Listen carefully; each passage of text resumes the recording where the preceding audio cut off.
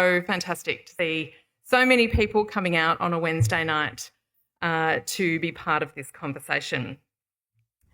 First, I'd like to start by acknowledging that we're meeting on the stolen and still occupied land of the Wurundjeri Woiwurrung people, and I also acknowledge their legal claim for recognition of native title, just filed for recognition of native title under an imposed colonial legal system. I pay my respects to their elders and to any and all First Nations people who may be here tonight. I also think it's appropriate in the context of acknowledging the country that we're on to acknowledge the conclusion of the first treaty process here in Victoria, as well as the conclusion of the Uruk Justice Commission's truth-telling process.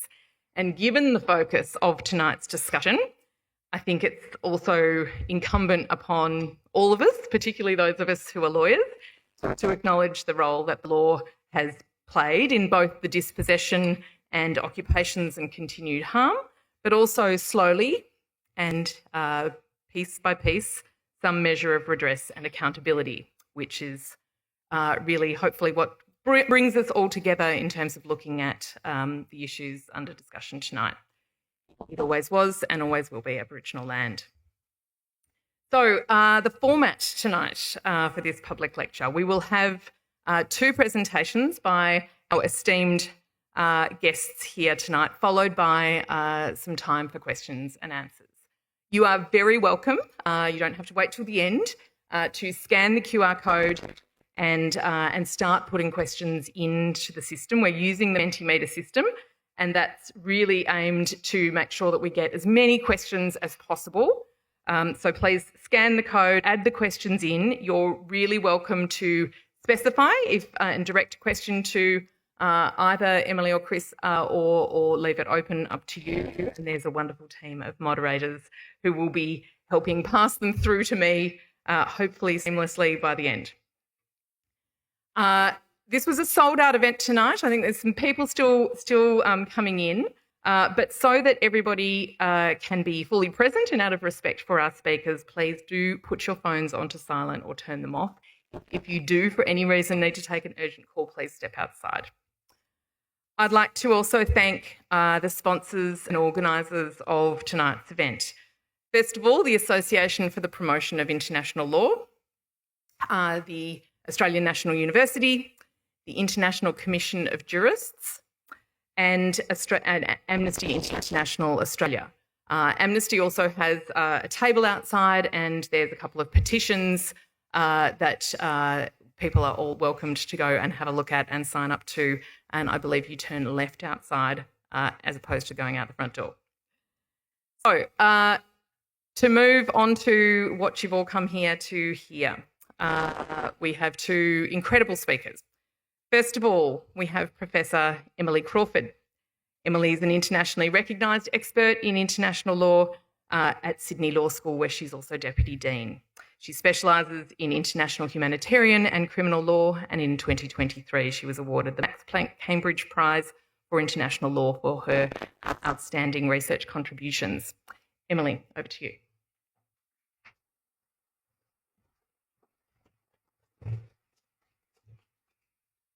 Thank you. So obviously it's been a monumental few months for international law and international lawyers. Most recently we've seen the United Nations Security Council voting through the Gaza Authority Plan.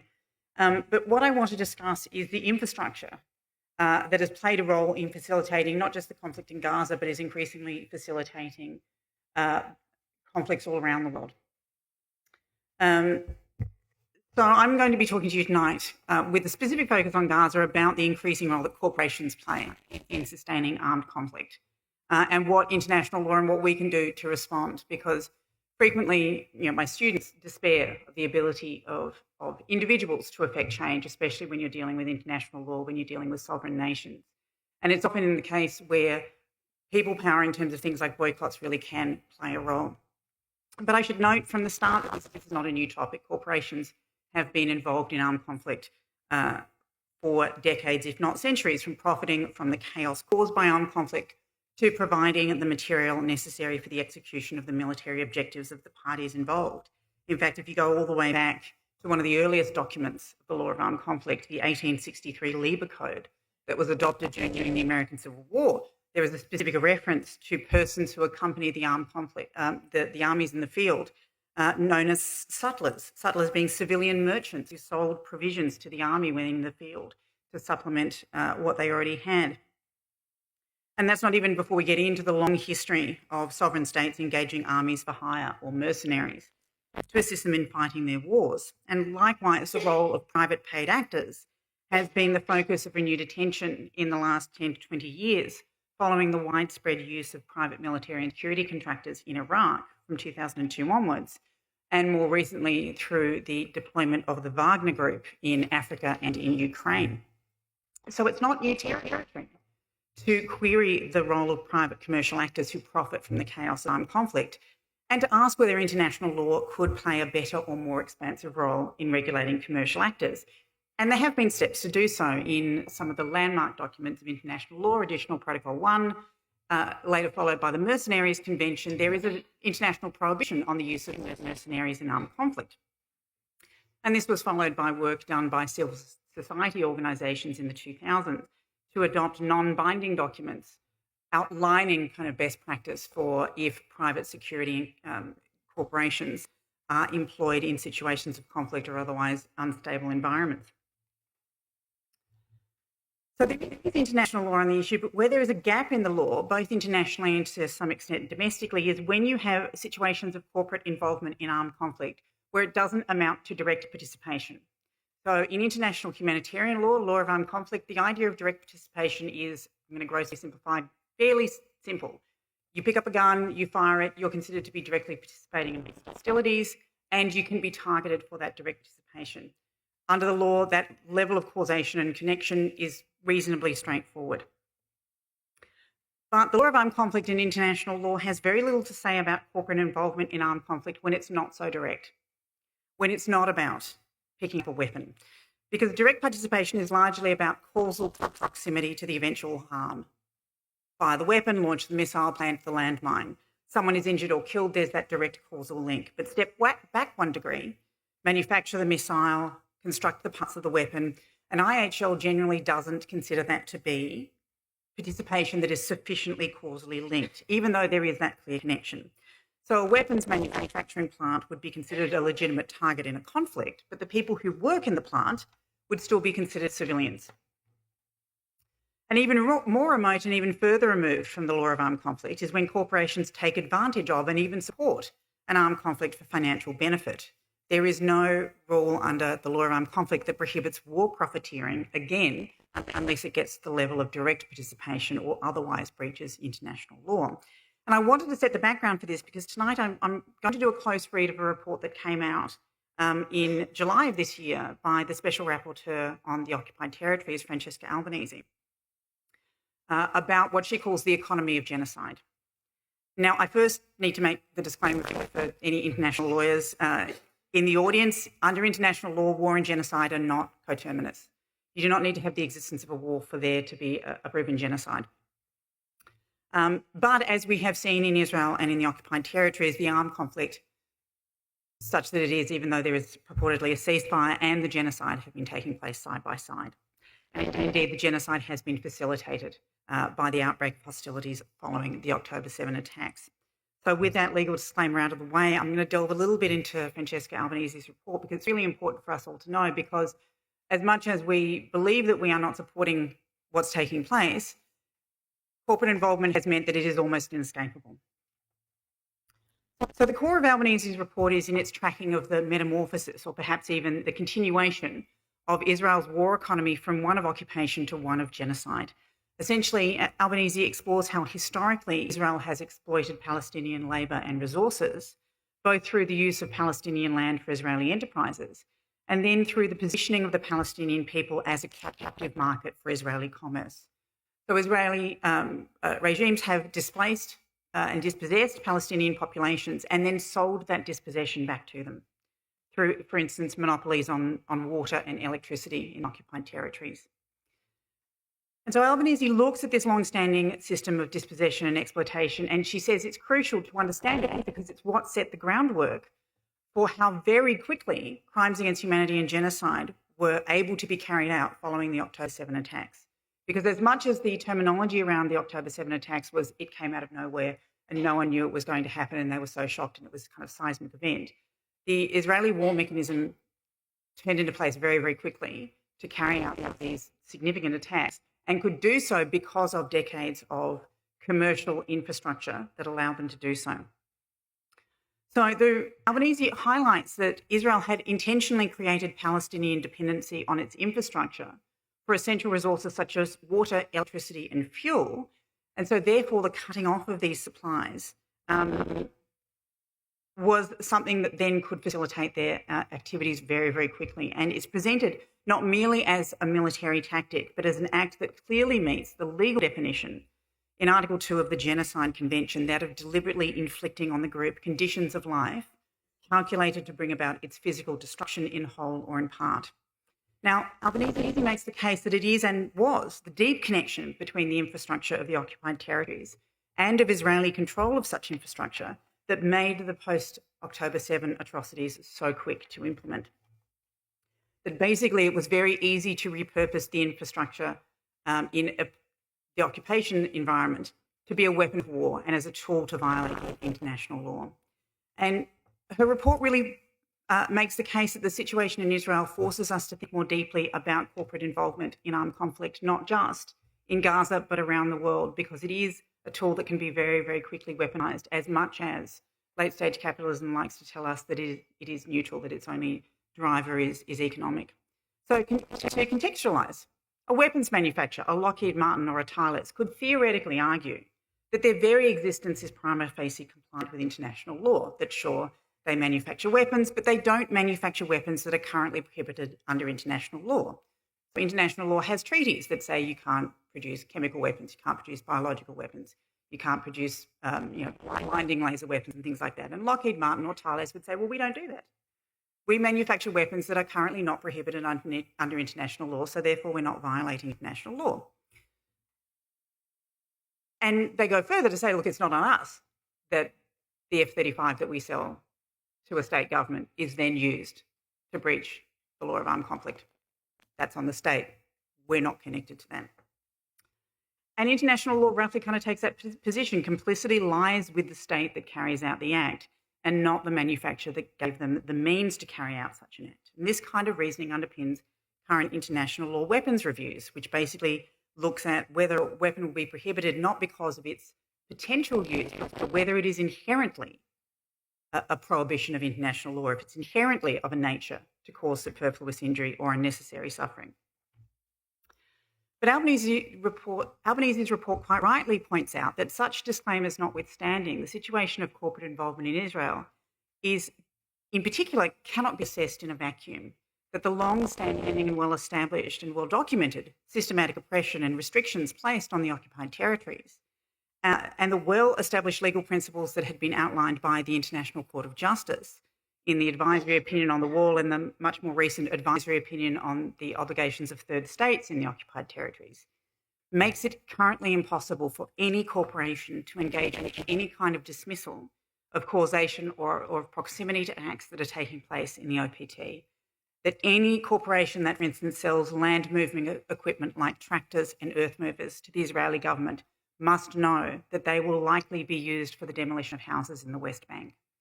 So what Albanese is arguing for is a much broader scope of what constitutes complicity and a greater understanding and appreciation of heightened human rights due diligence on a much wider range of corporate actors.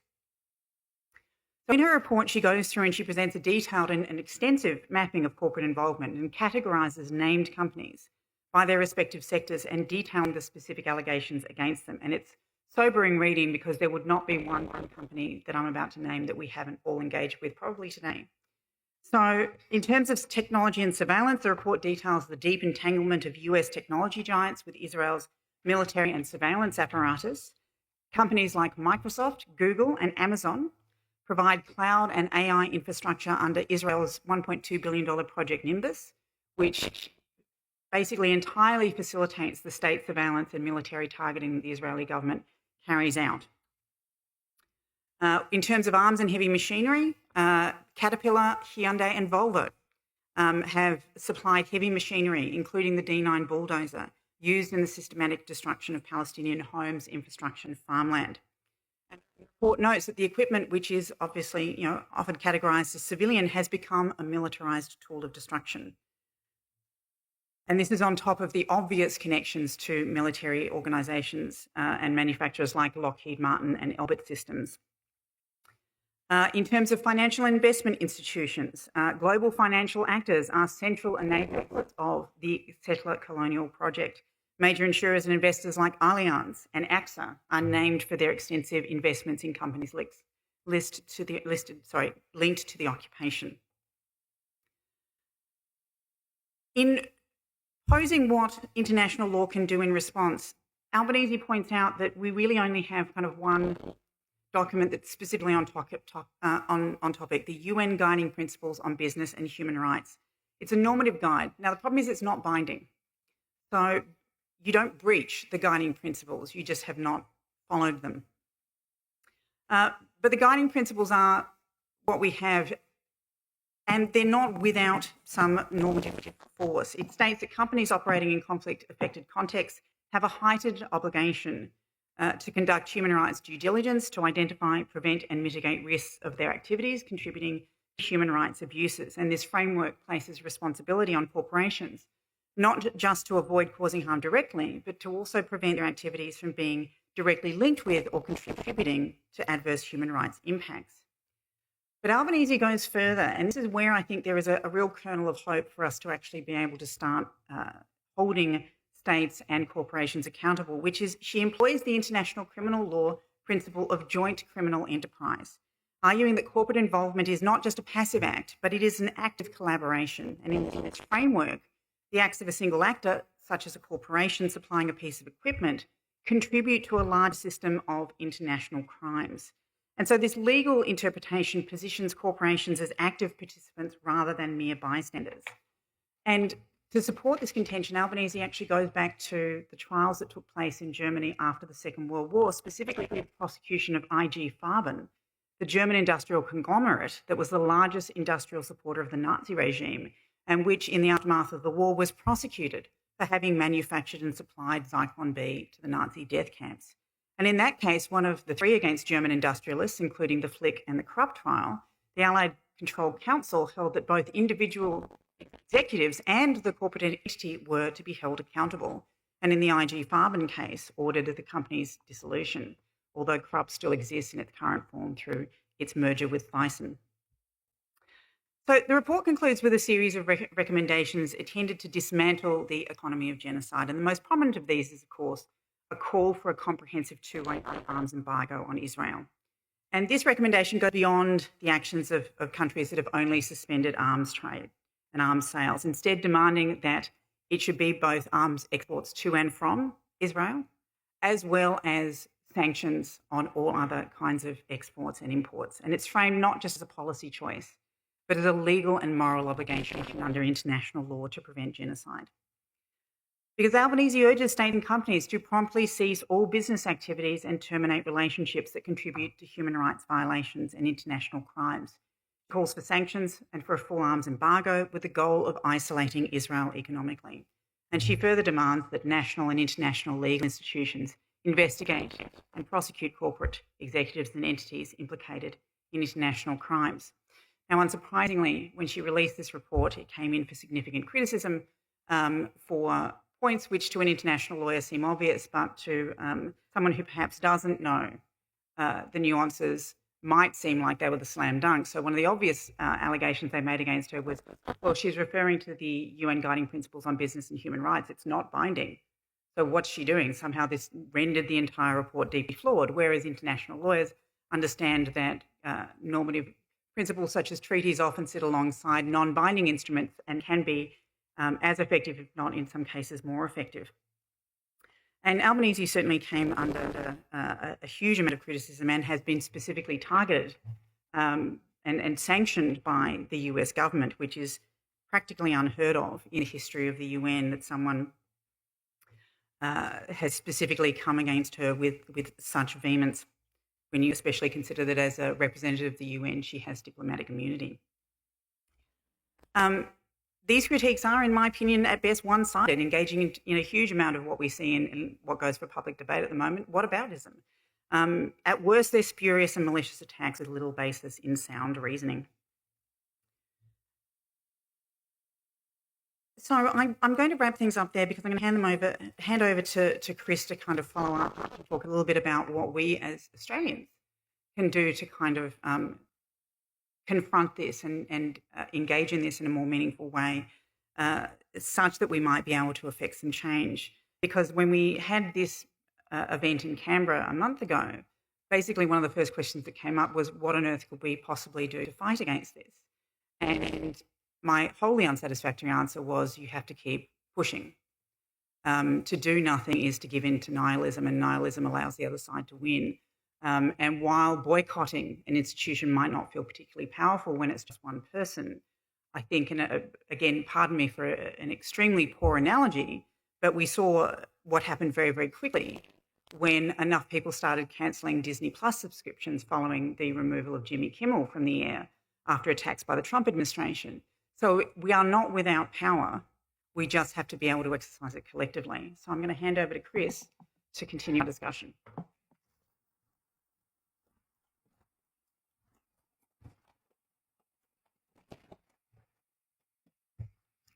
Thank you, Emily. Quick introduction for those who do not already know of Chris Sidoti's eminent career. He's a leading human rights advocate and legal expert. He served as Australia's Human Rights Commissioner. He served as an Australian Law Reform Commissioner and was the founding director of the Australian Human Rights and Equal Opportunity Commission. Internationally, he has also gone on to play a leading role in many of the human rights investigative processes that have been set up in recent years. He was a member of the UN fact-finding mission on Myanmar and was, until recently, a commissioner on the UN independent inquiry into the occupied Palestinian territory, including East Jerusalem and Israel. So, Chris, over to you to hear a bit more about the Commission's work.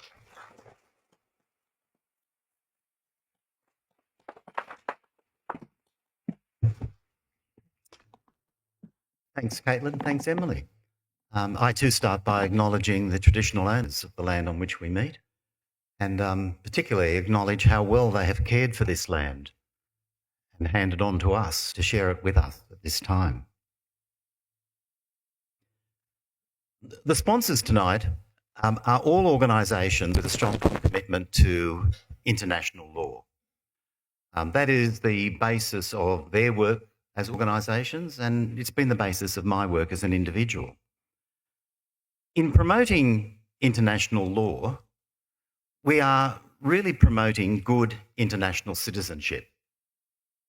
And the question that confronts us today is whether Australia wants to be a good international citizen, observing international law.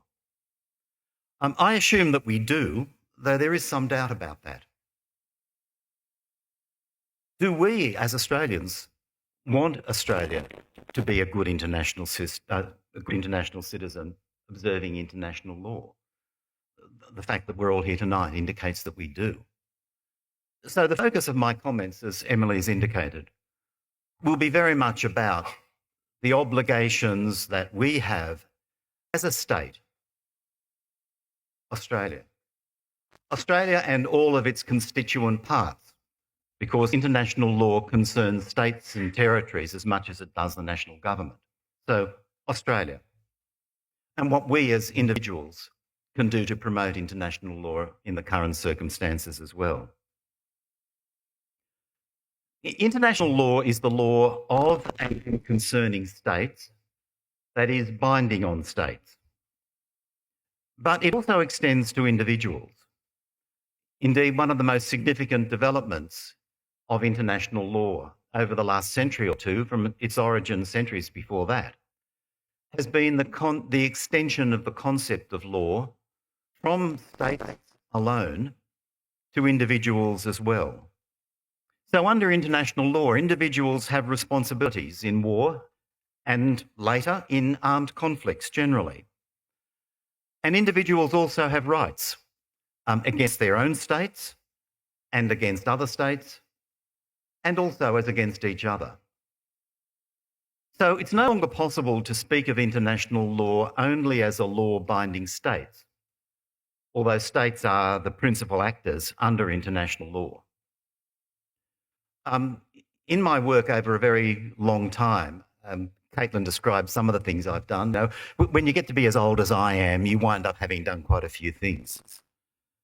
But my work internationally and domestically has depended entirely on international law. It certainly was the case when I was Australian Human Rights Commissioner. At the national level in Australia, we have no constitutional or statutory Bill of Rights. And the only things we have to rely on for human rights at the national level is international law, the human rights treaties that we have ratified. And so the Human Rights Commission legislation can't refer to a Bill of Rights, it can only refer to international treaties. That's not the case in Victoria now. As an NGO advocate in Australia and internationally, my advocacy has always been focused on international law. And as a UN investigator in the two areas that Caitlin mentioned, dealing with Myanmar and then with Palestine and Israel, the basis of the work has been international law. So I have had to deal with international law not as an academic. I don't have the depth of knowledge that Emily has, for example. I've dealt with it as a practitioner, an international legal practitioner seeking to apply it and to tease out its implications. The UN investigations have been investigations into factual situations. The starting point has been the collection of evidence.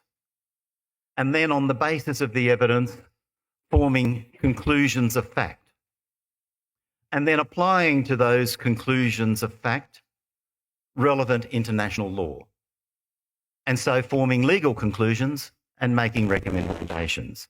This is standard legal methodology. Collecting evidence, finding fact, applying the law. And that's all that we've done. For 2 years, I worked on the fact-finding mission on Myanmar, basically a commission of inquiry under another name.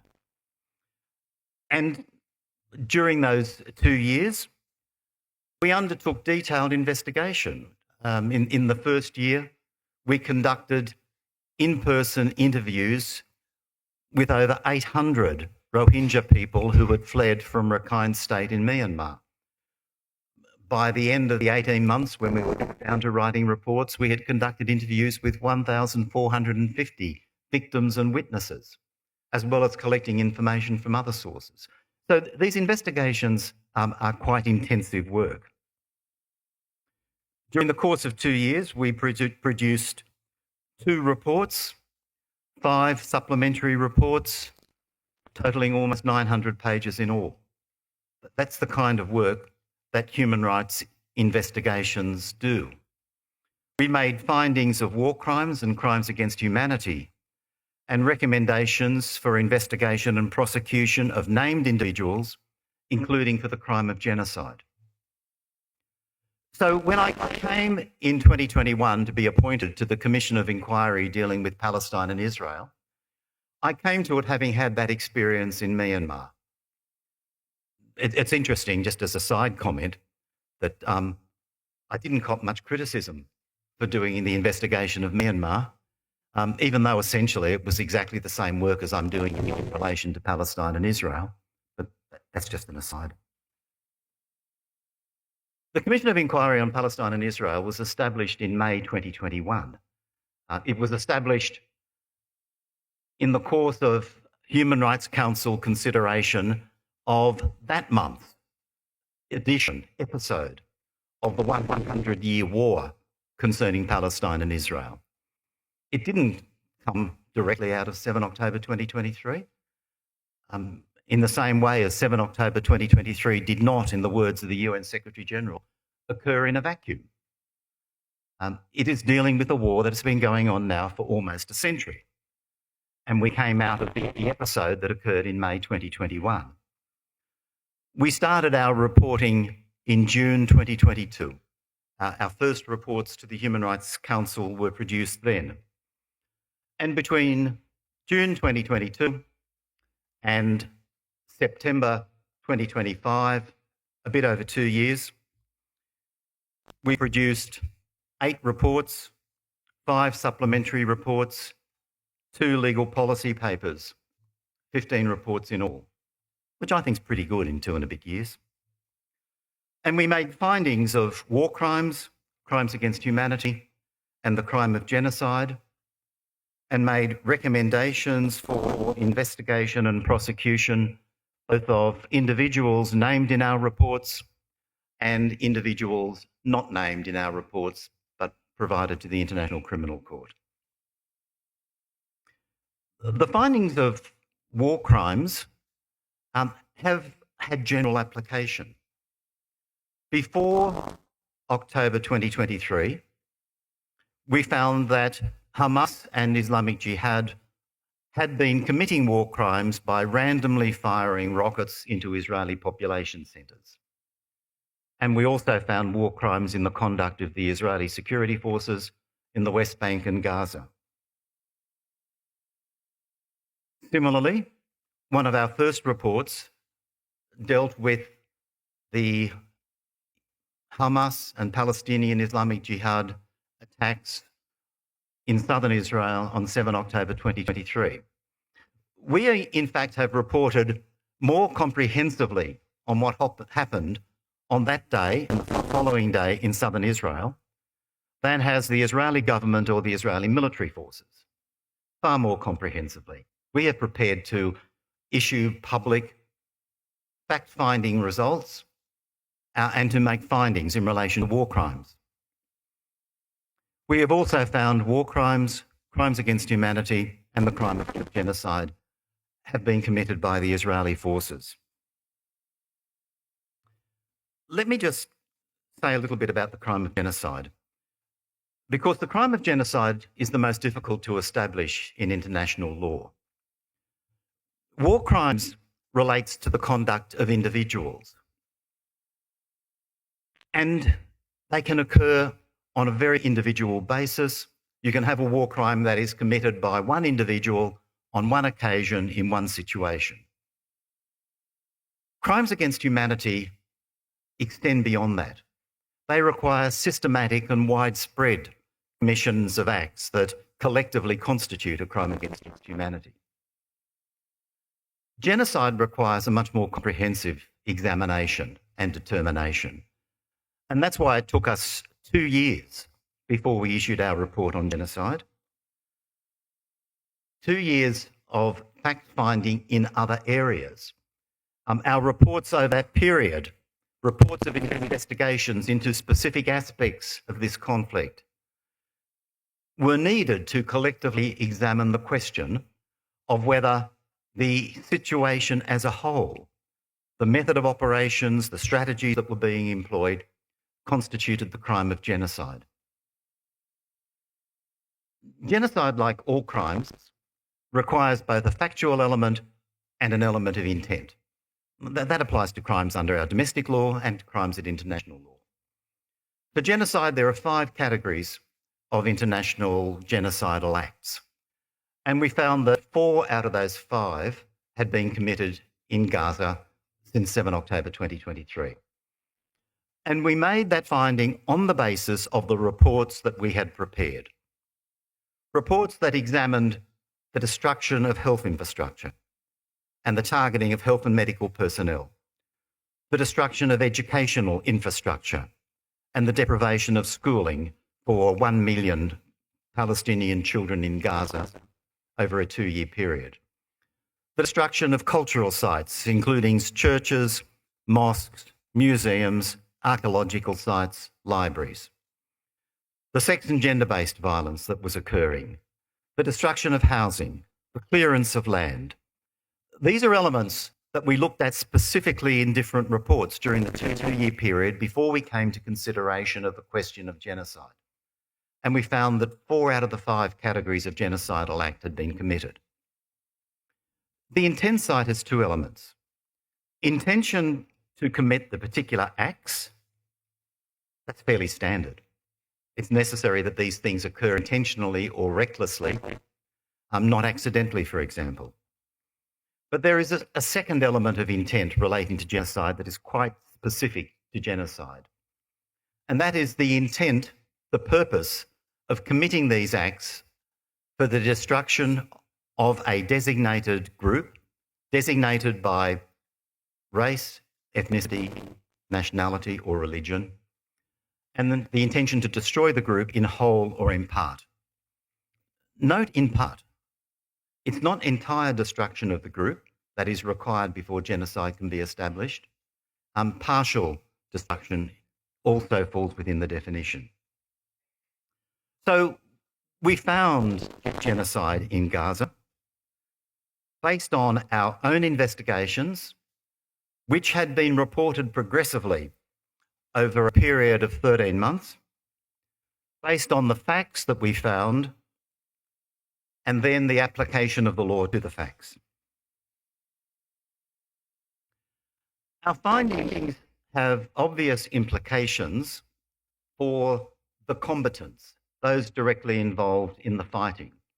So the State of Israel and its officials, soldiers, agents, the State of Palestine and the armed groups operating within the umbrella of the Palestinian struggle. All of them are required to observe international law. And so our findings related clearly to them. But our findings and international law itself also have clear implications and impose obligations on states other than the combatant states, so states other than Israel and Palestine. What we found and what we have reported has direct implications for third states, and our reports often include recommendations to third states. And Australia is a third state. So our findings have direct implications for this country and our international legal obligations. These obligations arise under treaties. The Genocide Convention requires not only that states not commit genocide, but that states also prevent genocide and punish genocide where it has occurred. Genocide is a crime under international law, and state parties to the convention, including Australia, have an obligation to prevent and punish the crime of genocide. Under the Geneva Conventions, the conventions that govern the law of war and of armed conflict, there is an obligation not only for the state itself to respect the Geneva Conventions, but also to ensure that other states respect the Geneva Conventions. And so there too, third states, like Australia, have obligations to ensure that other states meet, respect the provisions of the Geneva Conventions themselves. The International Court of Justice has specifically recognised the obligations of third states. And in its most significant decisions relating to the conflict in Israel and Palestine, they have referred specifically to the obligations of third states. When they found, for example, the International Court of Justice, that the occupation was unlawful, that settlements were unlawful, and that the State of Israel owed reparations to the Palestinians who were the victims of its unlawful conduct, the court spent some time dealing with the obligations of third states under this situation. It dealt with these obligations under a broad general statement. third states have an obligation not to aid or assist the continuation of Israel's unlawful acts. So not to aid or assist the continuation of the unlawful occupation, of the unlawful settlements, or the failure to provide reparations and to respect the rights of the Palestinian people. Not to aid or assist in any way. And the court was very helpful in indicating broad areas in which this obligation needed to be met. It referred to political and diplomatic, military, economic and financial, cultural sectors. And it gave a number of examples. So third states, including Australia, have obligations under international law, both treaty law and customary law, to ensure that Israel and Palestine comply with the Geneva Conventions and also obligations to prevent and punish the crime of genocide.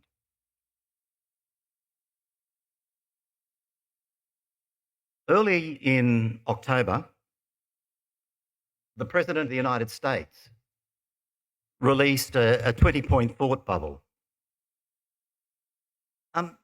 It contained some very important elements. 3 of them were agreed by the parties, only 3.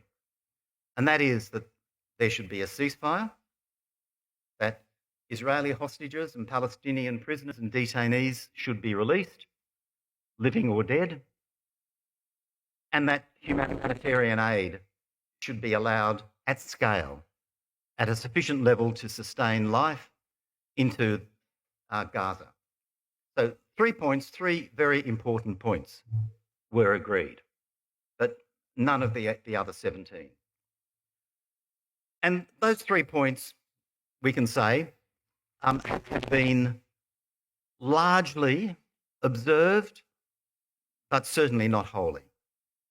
There have continued to be Israeli attacks that have caused the deaths of Gazans on a daily basis. Humanitarian aid at this stage is going in at barely a third of the level that had been agreed under the 20-point thought bubble. There's been release of hostages. At this stage, last I heard, only 4 bodies of Israelis had not been returned, and the Israelis were meeting their side of the agreement by releasing Palestinian detainees and prisoners in the numbers that had been agreed. So that one has been almost entirely observed. The other 2 are being largely observed.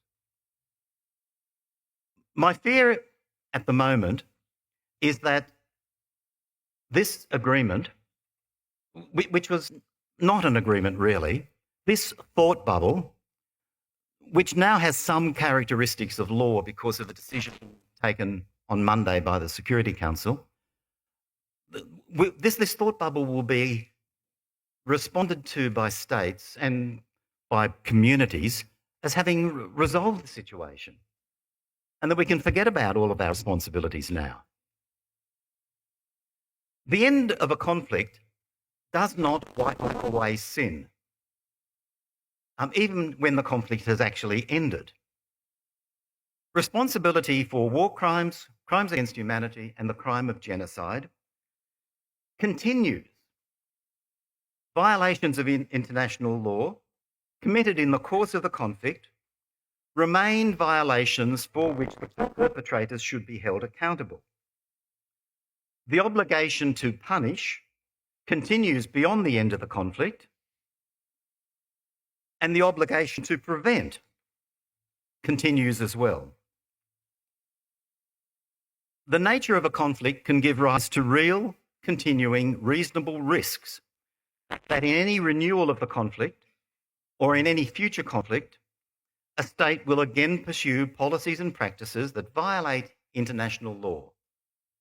And so in terms of the Genocide Convention, the obligation to prevent is a continuing obligation. Sorry, did I say genocide? The Genocide Convention. In terms of the Geneva Conventions, the obligation to ensure respect is a continuing obligation that persists whether the conflict has ended or not. So the facts on the ground in Gaza and the continuing repression in the West Bank, let's not forget the West Bank, indicate that the conflict may not be over, that the ceasefire is very fragile, that it continues to result in civilian deaths every day, and that therefore the obligations of third states persist. The International Court of Justice has called for action, as I said, in political, diplomatic, military, economic and financial and cultural spheres. Australia has already done much in relation to this conflict. Even before 7 October 2023, we had prohibited the export of weapons. The Prime Minister and the Foreign Minister constantly remind us when asked what they were doing. But they give that one answer. We have also imposed sanctions on 2 Israeli ministers, Ben-Gvir and Smotrich, and some criminal settler leaders. We have changed our voting patterns in the General Assembly to be more critical of Israel and more supportive of Palestine. We have recognised the state of Palestine. These are all good moves that are consistent with our obligations under international law, but they're hardly sufficient. Australia must do more, not for political reasons. I'm not a politician and I'm not going to tell them what to do politically. I'm a lawyer. Australia must do more for legal reasons. And so I want to give you my 20-point thought bubble for Australia. 1, in accordance with the International Court of Justice advisory opinion, we must commence by undertaking a comprehensive, urgent review of all Australian connections and dealings with the State of Israel to identify those aspects of the relationship that do or could render aid or assistance in maintaining the situation created by Israelis' unlawful occupation and its promotion of unlawful settlements. And we must cease all those areas of the relationship that do aid and assist Israel's unlawful activity. Now, I would have expected that to have been done immediately after the International Court of Justice in July 2024 said what it said. And the fact that we didn't do it already raises questions about our interest in being a good international citizen. 2, we should end political and diplomatic visits and exchanges with the State of Israel. I'm not suggesting that we have to withdraw our ambassador or close our embassy, but I am saying that the visits that parliamentarians make or ministers make should not continue, and that the kind of exchanges of a political nature with the State of Israel should be suspended. 3, we should cease all military-related trade. And this is more than the Prime Minister and the Foreign Minister's concern about the export of weapons. I accept that. That's a great idea. But the export of weapons is not the only issue related to military-related trade. There is also the export of components made in Australia. And we know that Australian-made components are going into F-35 jets, and we know that F-35 jets have played a critical role in the Israeli total bombardment and destruction of Gaza and all of Gaza's infrastructure. We can't hide behind supplier relationships in allowing Australian components to be used for military purpose by the Israeli military in Gaza. And trade is a two-way thing. It's not just about weapons exports. It's also about what we buy from the State of Israel. And in particular, surveillance technology, which is trialled on Palestinians. And that's why it's amongst the best in the world, because it's trialled so extensively in battle situations. Australian police forces, the Australian military, should not be importing surveillance technology from the State of Israel, principally from the Israeli arms company Elbit, which is the main private sector armament company supplying the Israeli military. So arms trade means all military-related trade two-way. 4, we should cease military trade promotion, such as the exhibition held in Sydney 2 weeks ago that was co-sponsored by the Department of Defence and the Australian Navy and featured exhibitions by Elbit again and the Israeli state company Rafael. We shouldn't be doing that. 5, we should close the Australian Defence and Trade Office in Jerusalem, an office established by the Department of Foreign Affairs and Trade to promote defence relationships with the State of Israel and trade generally, but particularly defence relationships. 6, we should withdraw all defence and trade officials from the Australian Embassy in Tel Aviv.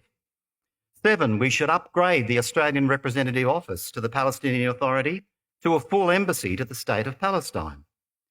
8, in accordance with our obligations as a state party to the Rome Statute of the International Criminal Court, we should publicly affirm that Australia will enforce the arrest warrants against Netanyahu and Gallant and any others who may be subject of arrest warrants from the ICC.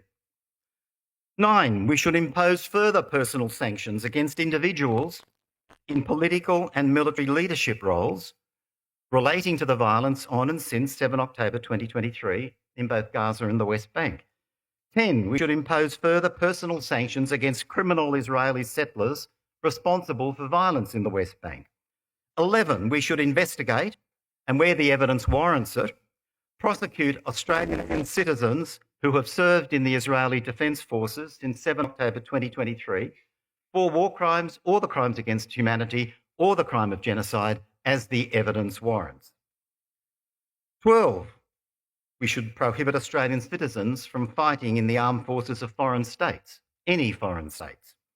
13, we should prohibit financial transactions with Israeli settlements and with Israeli organisations that support the establishment or maintenance of settlements.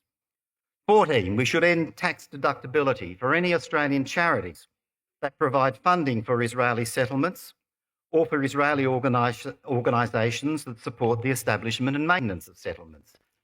15, we should impose secondary sanctions on states that conduct arms trading with the State of Israel. 16, we should provide at least 15,000 humanitarian places for permanent settlement in Australia of Palestinian refugees from Gaza. 17, we should press the State of Israel to make reparations to the State of Palestine and individual Palestinians who have suffered as a result of the destruction of the Gaza Strip, and we should ourselves contribute to reconstruction efforts. 18, a small point but an important one, we should restore scholarship eligibility to enable Palestinians to undertake tertiary studies in Australia.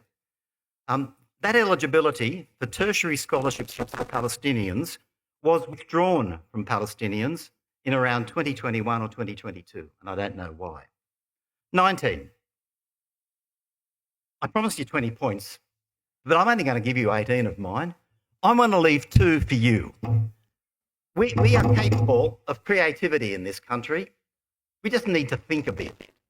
So you've got 2 in my 20-point thought bubble to add yourselves to what this country can do. There's no justification for saying there's nothing we can do, or we're just a small state a long way away. I've heard that from Australian political leaders. It's a fig leaf to hide our inaction. It's a cop-out from our international legal obligations. And it's also patently untrue. There is much that we can do and that we should do. I focus my comments on the national government and on the situation in Gaza and more broadly in Palestine and Israel. But the same analysis applies to the obligations of state and territory governments. They are part of Australia. We have obligations collectively as a state, and they are part of the governmental system, the state system of this nation. And many of my 18 plus your 2 20-point thought bubble can be applied by the states as well. The state of New South Wales was also a co-sponsor of this arms exhibition 2 weeks ago, for example. And there are questions about procurement policy, especially of state police forces, that need to be examined more closely. So it is a national responsibility. If Australia is to be a good international system, we must promote, respect, implement and assist in enforcing international law at all levels and in relation to all situations. It's not a matter for me of politics or ethics. I'm not a politician. I'm not an ethicist. I'm a lawyer. And this is a matter of law and a matter of legal obligation. The Prime Minister announced when he went to the General Assembly in September that Australia was going to run for election to the Security Council. The question I have is, do we deserve it?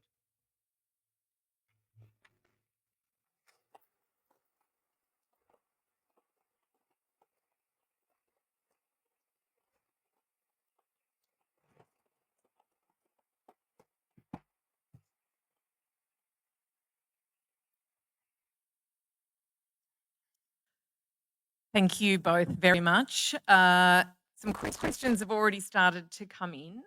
Please continue adding them to the list. If anyone is having trouble using the QR code, we do have some facility to get a microphone out there, but I'll start with the ones that are coming through because we'll get through more that way. The first one, the first question, Chris, you touched on the issue of Australians who participate in the IDF. The question is, what are the legal consequences currently for individuals who choose to go and fight or give support to the IDF due to the provisional finding that Israel has committed genocide? Individuals are responsible for their own acts, first and foremost. So let's deal with direct responsibility.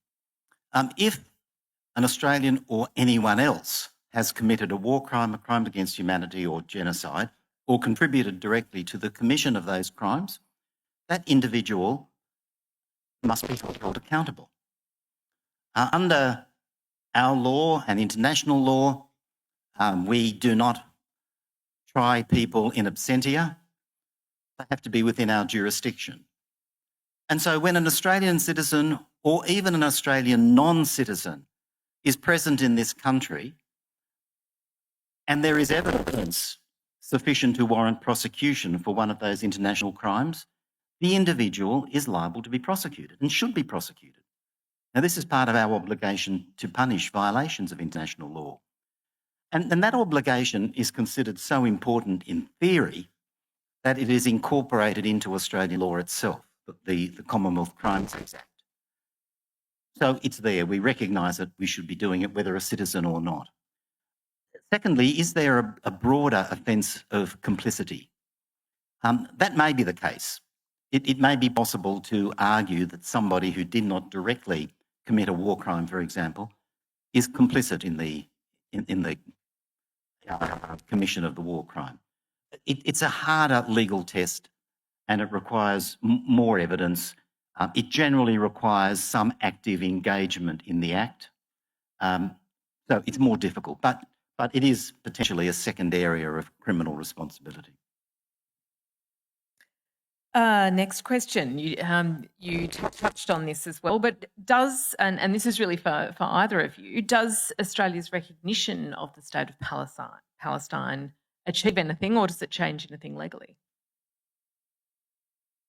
So the answer I always give when people talk about that, because it's very easy to be, I say this as someone who's taught international law for nearly 20 years, it's incredibly easy to be cynical about international law.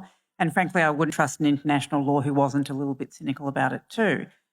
But the line I always give, I said this in camera and I say it again, it's a very, very narrow hook to hang a coat on. But if it meant nothing, why did it send Netanyahu so insanely angry? If it meant nothing, why was there so much campaigning against it?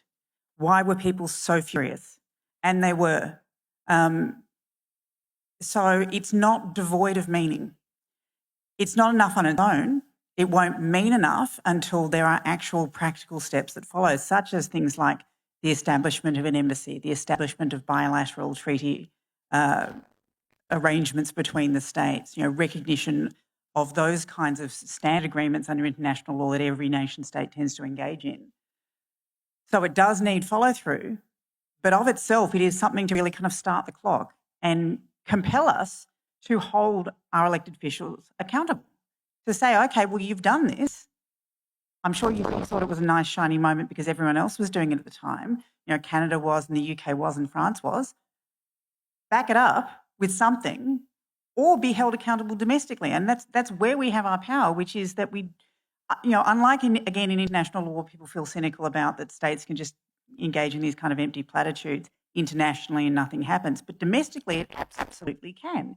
If it's a big enough issue, you vote the government out for failing to follow through. I would just add the point, or 2 points. I'm sorry, it's 2 points again, not 20. The first point for me is about equality of treatment.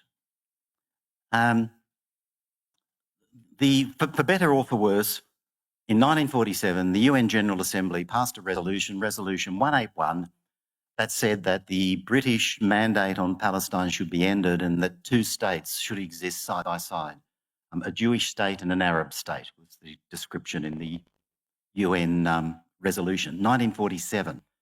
Now, that provides the legal basis, I think the only legal basis, for the existence of the State of Israel and also for the existence of the State of Palestine. Australia recognised the State of Israel in 1948. It's only, as you know, recognised the State of Palestine in September 2025. Now, it seems to me that this is a blatant example of unequal treatment in us acting on the consequences of 1947's resolution. And so, simply on the basis of equality, if we're to recognise the State of Israel, we should also recognise the State of Palestine. The second thing I would say about its importance is the effect on Palestinians. Emily's referred to the effect on Netanyahu, and I agree completely. The wonderful Navi Pillay was in Sydney 2 weeks ago. Navi was, as well as being a huge amount of things, the chair of our commission over the last 4 years. And when she was speaking in Sydney, she talked about the impact on her individually and non-white people in South Africa in the 1970s when Australians demonstrated against the Springbok tour. And the impact of her on her individually and other non-white South Africans to know that a country like Australia supported, recognised, identified with and supported them in their struggle against apartheid. And to me, that was very nice to hear her saying that. As I said, I'm really old. I was amongst the demonstrators in those days blowing whistles. But it was also to me a statement that applied to every other situation of gross human rights violations, of atrocities, Gaza and Myanmar and everywhere else, that the actions by people in other states that recognise and support have an enormous impact on the ability of people to survive and to continue their struggle. And recognition for me is part of that. It sent a message that was known by Palestinians and welcomed by them. In the same way that, in Sydney, the march across the Sydney Harbour Bridge was very well known to Gazans. Many of them referred to it and how much encouragement they got out of it. So let's not say that something is just symbolic, because symbolic can be very important to people. So moving from the political back to the legal for a minute, Chris, you talked about the Commission of Inquiry's most recent report and its conclusions of genocide, but we also know there's an International Court of Justice case that is still pending as well. So for either of you, is a further finding by the ICJ about genocide in Gaza necessary? And if so, why? I can be short. I think it is necessary. The ICJ is the most authoritative legal decision maker in the international system. I reckon we're pretty good as a commission, and we have produced in our report the most authoritative statement on this issue to date. And the only more authoritative one will come from the International Court of Justice, and it should come. The court may or may not agree with us, but either way, its decision will be the most authoritative that it is possible to get. And what has happened has been so serious that it warrants a decision from the most authoritative body. Emily, anything further in terms of the sort of the power of state responsibility that comes out of ICJ? Oh, look, just simply that states recognise it because most states in the world engage in the proceedings in the ICJ. There are very few who kind of bow out. They're aware of the importance of getting involved, such that we saw a very clear bit of legal manoeuvring done by the Ukrainians with regards to Russia as in relation to Russian claims of genocide in the Eastern Donbass region. So I think there is a collective understanding among states that, yes, the ICJ is the kind of definitive statement. And so it is really important that there is that follow-up by the ICJ. And the State of Israel has engaged with the ICJ proceedings, unlike with the International Criminal Court or even with the work that the Commission of Inquiry has done. Chris, there's a question here about if you could speak to a bit about the extent to which and how Israel has engaged, and has it made any submissions to the Commission of Inquiry? No. From the day that the Commission was established, May 2021, Israel made it clear that it would not cooperate in any way with the Commission of Inquiry. That's not especially unusual. Most of these UN investigative bodies have no cooperation from the state under investigation. That was the case, for example, with Myanmar when we did that investigation, and that was under the NLD military coalition government. So it's not unusual, but they made that clear, and that's meant that we have not been able to visit Israel or Palestine. That's a significant issue in itself. The State of Israel has the right to exclude us from its own state. As a member of the UN, it shouldn't, but it has got the right to do it.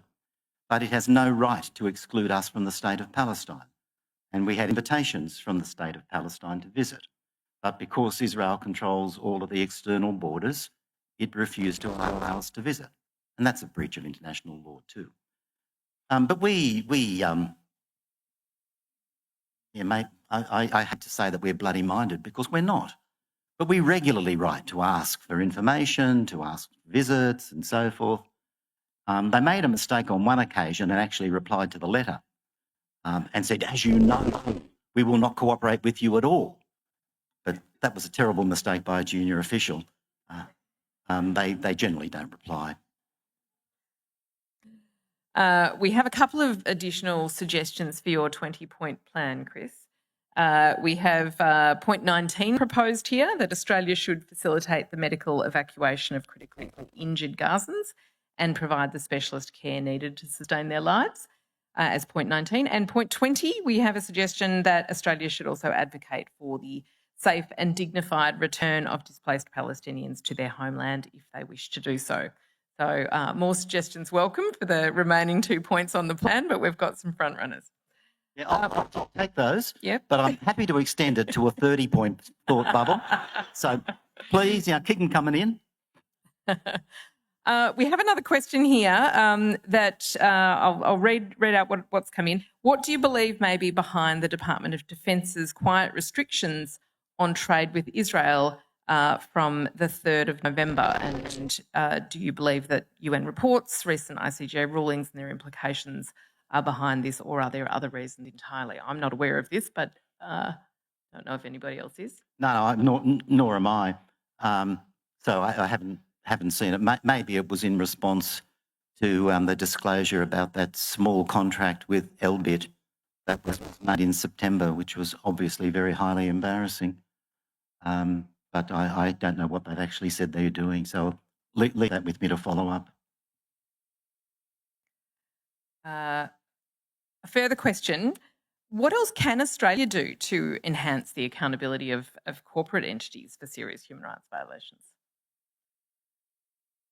I mean, the first stage in all of these things is always education, knowing what they're doing. It is no longer the case that when you go to the shops and buy something, it's been made by, the inverted commas mom and pop manufacturer who doesn't have connections. I mean, it only takes the tiniest little look to see these kind of global multinational corporations that own so many individual companies under them, and I don't imagine any single one of them is clean and tidy. So it does actually make it very hard to engage in boycotts.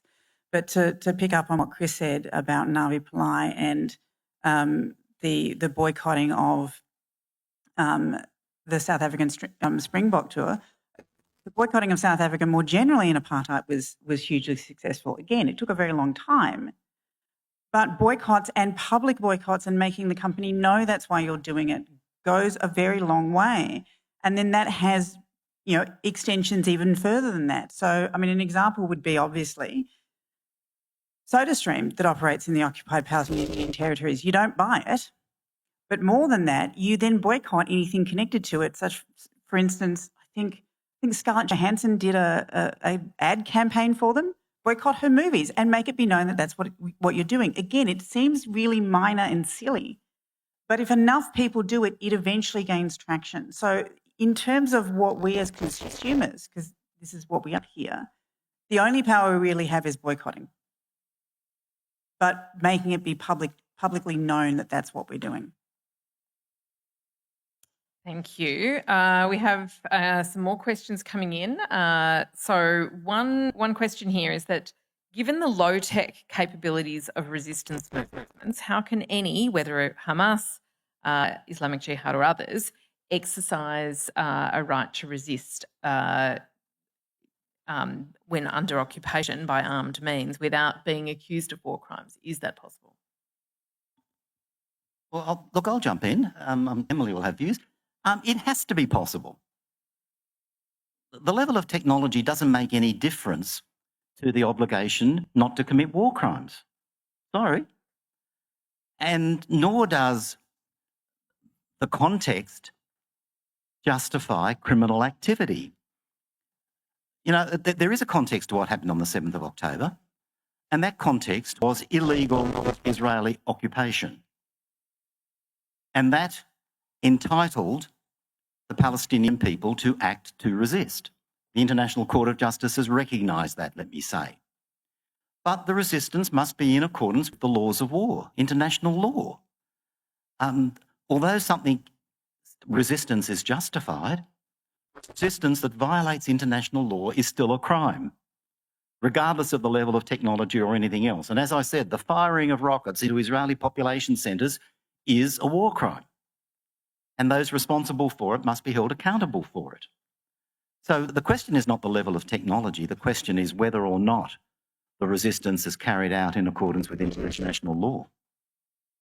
And look, I would just add to that there is, if anyone's interested, there are manifold examples of armed opposition groups who are fighting wars of national liberation, who make it part of their platform that they are going to be as compliant with international law as humanly possible, because they understand that it is not just a legal fight, it's a political fight as well, and that if they are going to have any success and be accepted on the international stage, they do need to play by the rules. Now, we can sit here and argue till the cows come home about the legitimacy of the rules, and especially the legitimacy of an international legal system that was created by Western states and imposed on the rest of the planet. That's a whole separate conversation. It's a whole thesis, actually. But there are non-state groups around the world that intentionally engage with organisations like the International Committee of the Red Cross or with civil society organisations like Geneva Call to publicly vow that they are going to do things like divest themselves of landmines, because they want to be compliant with the Ottawa Convention that prohibits anti-personnel landmines, even though they are not bound by it, because they have not signed the treaty. But they do it because they know that there will be a lot of political traction that is gained if their enemy of the state, if their adversary of the state is breaking the rules and they are not. That's an incredibly powerful, persuasive tool that they have in their arsenal. There's a question that's come in that that really relates more to the domestic context here, and there's been, of course, a lot of attention on the fact that there's been workplace bans of discussion around the situation, the genocide, and including within government entities. The question here is that, you know, somebody who's in that situation, is it lawful to prohibit that, and is there anything that international law maybe has to assist us in relation to this sort of situation? Well, I'm not a labour lawyer, although I do. My best friend back in Sydney is. I could give her a quick call and ask her about it. But yeah, look, I mean, so the difficulty there is that it does. Again, Australia doesn't have a Bill of Rights, so we actually have very few legally protected human rights, such that we can say that they have been infringed by either the government imposing sanctions on its imposing rules on its employees, or by corporations imposing rules on its employees. So the difficulty there is it depends on the degree to which the few rights we do have in common law intersect with workplace, basically workplace relations and domestic labour law, which does have an obligation. I mean, corporations have an obligation to provide a safe environment for their employees, including increasingly things like psychosocial risk. I mean, yes, I can immediately hop off and call Shema Crystal and ask her on this, but for the moment, I can't actually speak with any degree of authority about to what degree that is an infringement on your rights in the workplace. Similarly, I'm not expert in Australian labour law, but I know that Australian labour law does recognise the rights of workers in relation to broader aspects of their working lives.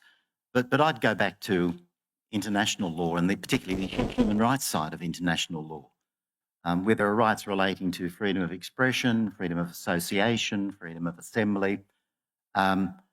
These are basic human rights, and I think that workers who are exercising those human rights in a workplace setting are still entitled to the protection of those human rights.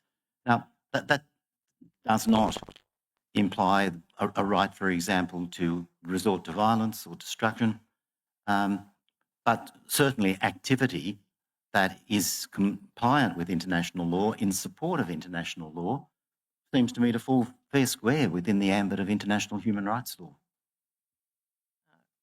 I can say that the Human Rights Law Centre will actually be putting out a short explainer very soon around workplace rights on the issue. So stay tuned to that, whoever asked the question. But while we're on the topic of kind of the workplace and the role of the labour movement, is there something particular that either of you can speak to about the role that the Australian union movement can play in the conflict? Shall I go first this time? There is a clear role, and the Australian union movement for a very long time has a proud history of dealing with fundamental issues of human rights and social justice. And to go back, I raised before the South African example, and I raise it again. Australian trade unions were extremely active in the boycott campaign on South Africa and very much involved in the anti-apartheid struggle internationally. And the same also applies to an earlier stage of my life at the time of the Vietnam War and the anti-conscription campaigns.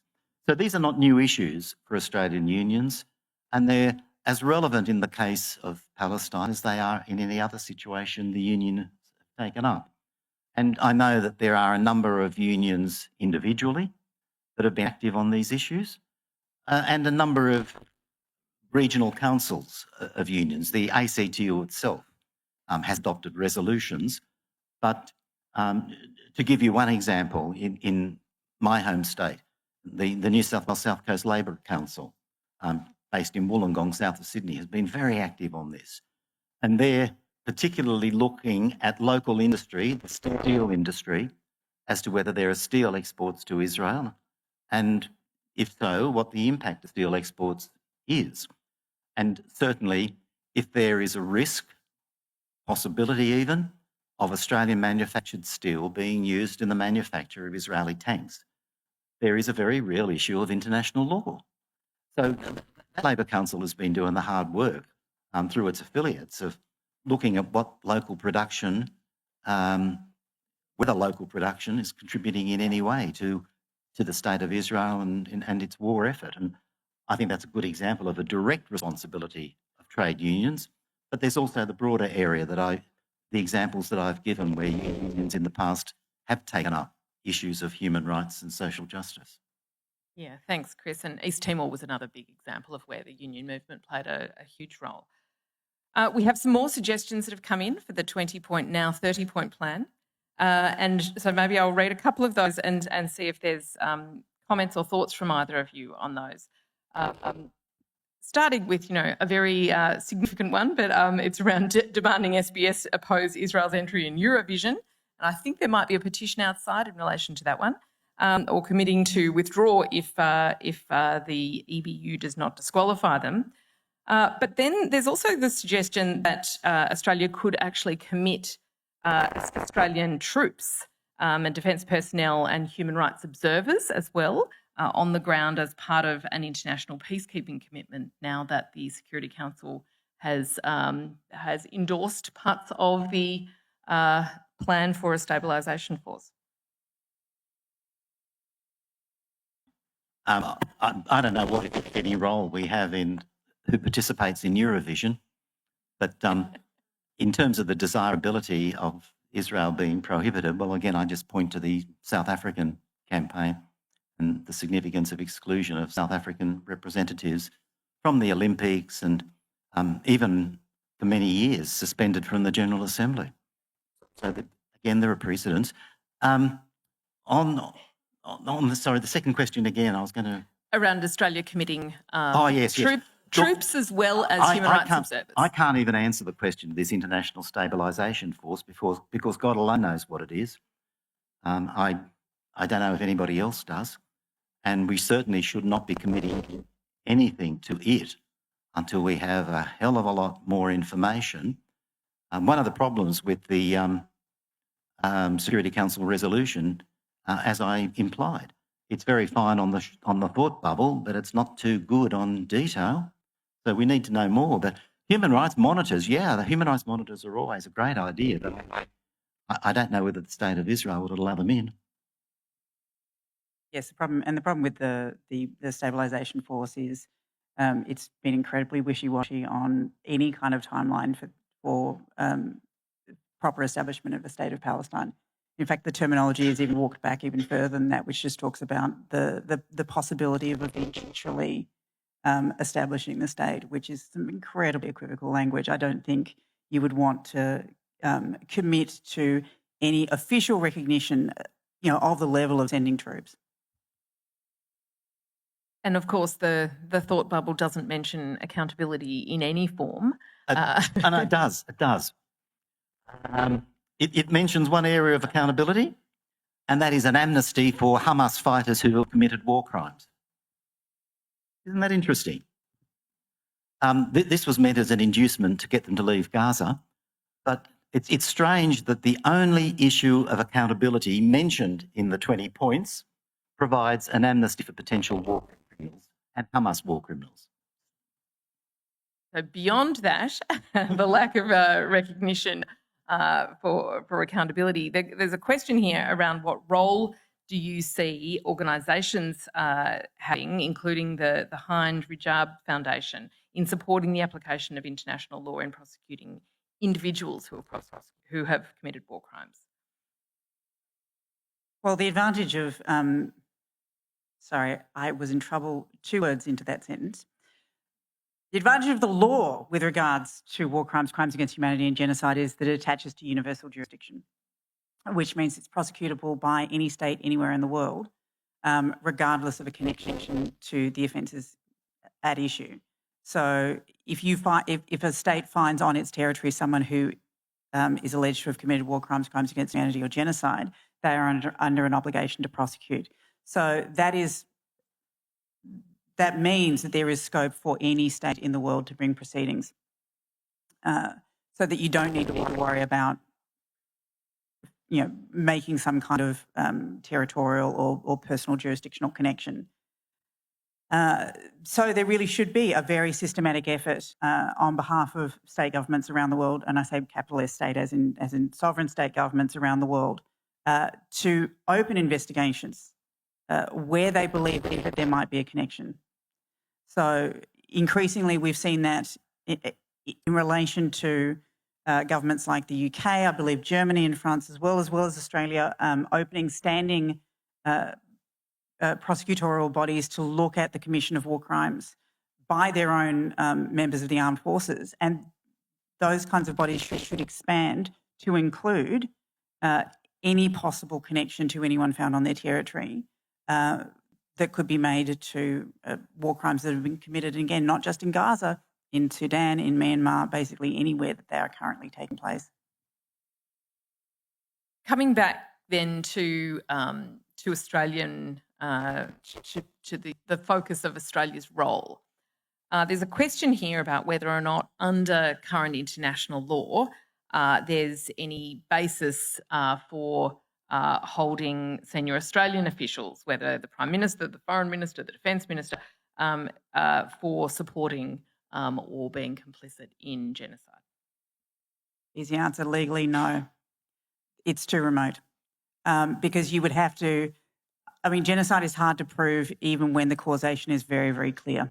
It's much harder to prove when you are getting that kind of further and further away. And the biggest stumbling point would be the intent element. You would have to prove that if, you have to get over the first hurdle of that Penny Wong, Anthony Albanese, whoever you wanted to put on this kind of proposed list, that not only did they engage in an act that meets the standard of genocide, which is measures in place to prevent bursts within the group, forcibly transferring, murder, other kinds of mistreatment and acts that are covered under the Genocide Convention, but you would have to also prove that they had the intent to do so. And I think that would be unbelievably hard to prove. Part of what has been horrifyingly demonstrated, but has been that the Netanyahu government has had officials who've just straight out come out and talked about, we absolutely want to eliminate Palestinians in Gaza, which has made the purpose of proving the intent much easier.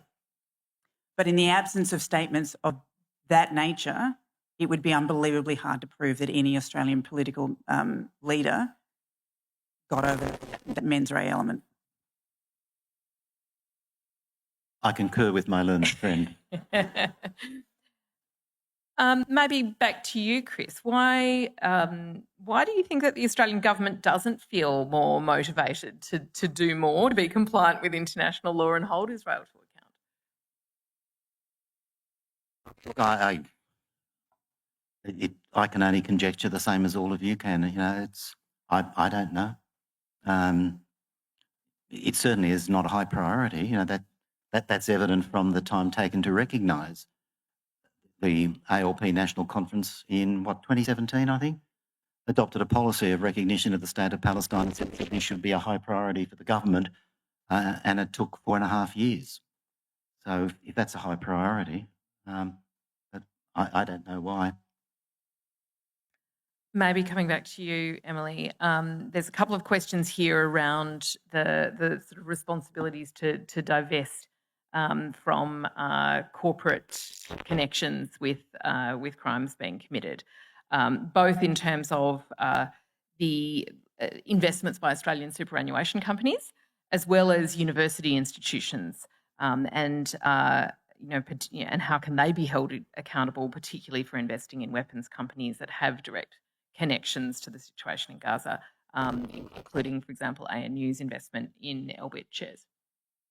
Yeah, so I mean, I'm fortunate that the University of Sydney has recently, in response to the encampment that was on Sydney University grounds for several months, that in response to that, the university administration did go through a reasonably comprehensive analysis of all of the investments that the university was making.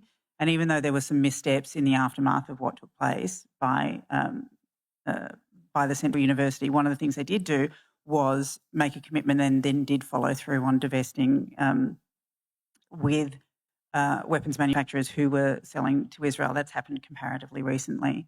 But I think there is an obligation upon nearly every university in Australia is publicly funded, takes public money. I think there is an obligation on employees of the university, of students who are enrolled in universities, and of people who otherwise have connections to universities to pressure their central administration to make those kinds of commitments. We've seen it happen in response to advocacy that was being done by academics and students. There was divestment from investing in firms that are directly contributing to climate change. So it's just about applying those to current situations and really pushing the university administration to follow through. We have a few other suggestions for the list, which I'll touch on because we're almost out of time. But there's some suggestions around proscribing the IDF as terrorists, or also proscribing senior Israeli officials in the same way. That Australia could potentially do that. Also stopping intelligence being transmitted from Pine Gap. And to not only Israel but also to the US and other states that are complicit, or better still, shut it down, is the comment here. There's also sort of suggestions around the role that Australia could play in advocating publicly, as well as in diplomatic channels, for the release of Palestinian activists and political leaders, including Marwan Barghouti. So there's suggestions there, and of course there's also sanctions that have been issued by the US against Palestinian human rights in organisations for collecting evidence and providing it to investigators, like the Commission of Inquiry as well as the ICC. So any thoughts or comments on any of those? Keep them rolling in. Not only the Israeli detention of Palestinian activists, a very large number, or perhaps probably most, of the Palestinians who are in detention are just ordinary people against whom there appears to be no evidence at all. Certainly not any evidence that the Israeli authorities are prepared to have examined by an open, fair court process. So it's Palestinian detainees in general that's the issue. And the reference to Marwan Barghouti is an interesting one. I think I don't know what Marwan Barghouti is going to be like. I've got no idea. I've never met the bloke. It's probably more hopeful than based on solid knowledge when he gets described as Palestine's Nelson Mandela. Who knows? Who knows after 20-something years in prison what the state of his mind is or anything else. But the fact that he has not been released indicates the Israeli authorities are genuinely scared of his ability to unite Palestinians. So I would say that, for me, that's a litmus test of whether the Israeli government is serious about peace. And when Barghouti is released, we will know that maybe there's a good chance that they're interested in peace talks. Until he's released, well, we know that they're continuing to do everything possible to prevent the unity of the Palestinian people. I'd say to that. Look, just a quick comment on terrorism. I stay away from that. There is no international definition of terrorism, and so I just don't go into it. We, as a commission, we have not described ever Hamas as a terrorist organisation, nor have we described the IDF as a terrorist organisation, because there's no definition. Ben Saul, who's the Special Rapporteur on Human Rights and Counter-Terrorism, another Australian, is writing his next report. He told me yesterday on an attempt to define terrorism for international law purposes. We rely on international law. We apply the law, as I said, in relation to genocide, but there's no law that really adequately deals with terrorism, so we stay away from it. We are pretty much up to our time, but there's a few questions that again all relate to kind of the responsibility under international law of some different actors. So maybe I'll go through those and then open it up to either of you to touch upon. That includes the responsibility under international law to be personally or criminally liable in relation to the directors of arms manufacturers. So that's the first category. The second relates to the responsibility of the media and including social media influencers who may have been involved or endorsing acts that are being subsequently characterised as international crimes. And there was one more. Maybe we'll start with those two first. Well, part of the crime of genocide includes the crime of incitement to genocide. So in the International Criminal Tribunal for Rwanda, there was a famous case where basically a DJ, a person who was on the radio, was prosecuted. It was called the media case, where they were prosecuted for their incitement to genocide by the fact that they essentially, went on the radio and spoke in derogatory terms and encouraged people to go out and annihilate the Hutus. So there is some scope, but again, it has to get to that level. It has to get to that level of incitement in order to be able to hold someone accountable. For the directors of corporations for weapons manufacturers, again, it would have to get to the level of that they are either manufacturing manifestly illegal weapons, so chemical weapons, biological weapons, nuclear weapons, depending on whether the state is party to the Nuclear Weapons Prohibition Treaty, or any other weapon that is fundamentally of a nature to cause unnecessary suffering or superfluous injury, because that's the legal test for whether a weapon is banned or not, or unless there was something connected to public statements that, again, were incitement to commit war crimes, crimes against humanity, or genocide. But there currently isn't the crime of incitement to war crimes in the same way as there is incitement to genocide. And the last one is, and maybe back to you, Chris, in terms of whether or not this is something that the Commission has got to look at so far. But the expulsion of released Palestinian prisoners by Israel to third countries. What does international law have to say about that? That you can think about. Yeah, international law says you can't do it. But they can be expelled from the state of Israel because they're not Israeli nationals. But they can't be expelled from the state of Palestine. And it is considered a war crime. Forced displacement is what it's called. And that's the area that's looked at, for example, in relation to the expulsion of the Rohingya from Rakhine State in Myanmar. So that is a war crime. It's a constituent element of a crime against humanity. So it's not allowed. They need to be, they can be deported from Israel, but they can only be deported to Gaza or the West Bank, that is the state of Palestine, without their consent. Do either of you have any other last things that you haven't got to say, or any other new thoughts for the remaining points on the 30-point plan? Don't give up. Don't give up. Don't give in to despair, as easy as it is, because it is, we are living in despairing times. But just keep up the fight. Tag out for a while if it's getting too much, but keep fighting. You didn't say what I expected you to say. 50 years ago, maintain your rage. The same thing. Oh, you're too young, Emily. Look, the last thing I would say is just go back to what Emily's spoken about, my opening comments. International law is really important. The development of this law goes back for a long time, but the explosion of international law is since World War II, 80 years. And in the course of 80 years, an enormously beneficial and comprehensive body of law has been developed. The development of the law has not been accompanied by a similar rate of development of systems, mechanisms for implementation and enforcement. That's the weakness.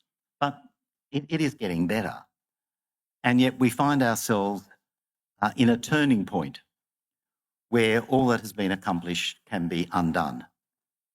Now, I really, and I don't think it's just a complaint from an old man, I really feel that all that has been built in the last 80 years is under existential threat. It may not survive the current global situation. And so if nothing else, yes, we'll take away from tonight and similar nights better understanding of the situation in Gaza and West Bank. But generally, if nothing else at the general level, let's go away with a determination that what has been built will be maintained and furthered and not nipped in the bud. Well, I think at a time when international law is under such threat, having this many people turn up to recommit to the importance of those legal frameworks as a tool that we have is more important than ever. So I want to thank everybody for being here. Thanks again to the organisers, and maybe if everyone can join me in another round of thanks to our speakers.